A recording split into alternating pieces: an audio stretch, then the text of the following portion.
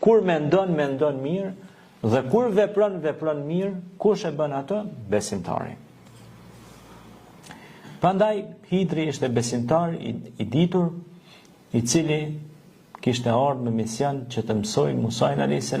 në urdhrin e Zotit, t'i tregoj disa gjëra me veprimet e tij, dhe ky përmendet në Kur'an si njeri i zgjedhur, si njeri i ditur, si njeri që Allahu xhaleshanuhu e dërgoi të takohej me Musajin a.s.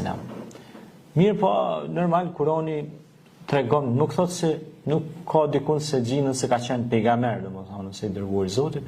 Ky ka qenë një njeri i ditur, ka qenë i dashur i Zotit, ka qenë besimtar, ka qenë njeri i mençur, inteligjent, por mbi gjitha besimtar i madh shumë.